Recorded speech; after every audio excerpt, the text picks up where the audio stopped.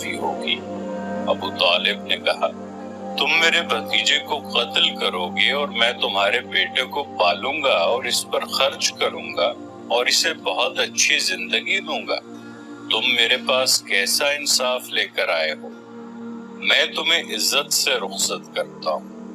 خالد نے جب اپنے بھائی کو اپنے سرداروں کے ساتھ واپس آتے دیکھا اور سرداروں سے سنا کہ ابو طالب نے یہ سودا قبول نہیں کیا تو خالد کو دلی مسرت ہوئی تھی۔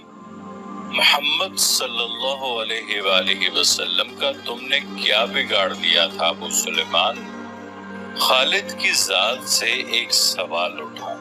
اس نے خیالوں میں سر ہلایا اور دل ہی دل میں کہا، کچھ نہیں۔ بے شک محمد صلی اللہ علیہ وآلہ وسلم کا جسم طاقتور ہے، لیکن رکانہ بن عبد یزید جیسے پہلوان کو اٹھا کر پٹخنے کے لیے صرف جسمانی طاقت کافی نہیں۔ رکانہ بن عبد یزید رسول کریم صلی اللہ علیہ وآلہ وسلم کا چچا تھا جس نے اسلام قبول نہیں کیا تھا۔ یہ عرب کا مانا ہوا پہلوان تھا۔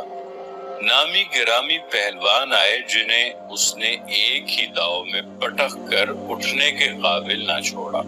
وہ وحشی انسان تھا، صرف لڑنا مارنا جانتا تھا۔ خالد کو وہ وقت یاد آنے لگا جب مسلمانوں کو دق کرنے والے 3-4 آدمیوں نے ایک دن رکانہ پہلوان کو خوب کھلایا پلایا اور اس سے کہا کہ تمہارا بھتیجا محمد صلی اللہ علیہ وآلہ وسلم کسی کے ہاتھ نہیں آتا، نہ اپنی تبلیغ سے باز آتا ہے، نہ کسی سے ڈرتا ہے، اور لوگ اس کی باتوں کے جادو میں آتے چلے جا رہے ہیں۔ کیا تم اسے سیدھا نہیں کر سکتے؟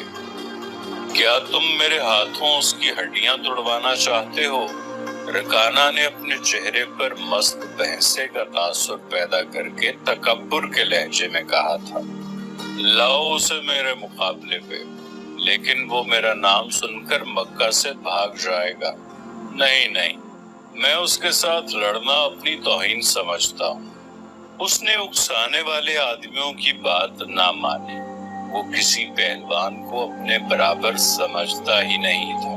مسلمانوں کے دشمن خاموش ہو گئے، لیکن سوچتے رہے کہ رسول خدا صلی اللہ علیہ وآلہ وسلم کو رکانہ کے ہاتھوں گرا کر آپ صلی اللہ علیہ وآلہ وسلم کا تماشا بنایا جائے۔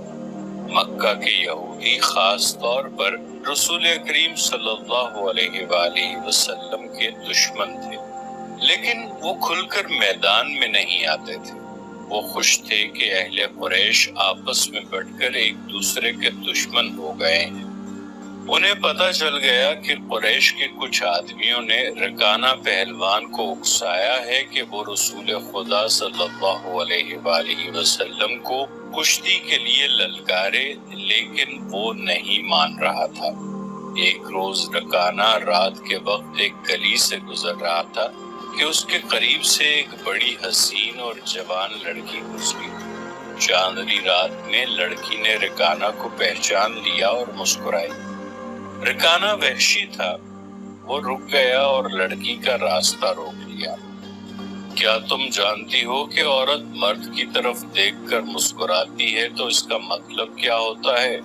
رکانہ پہلوان نے پوچھا۔ کون ہو تم؟ اس کا مطلب یہ ہوتا ہے کہ عورت اس مرد کو چاہتی ہے۔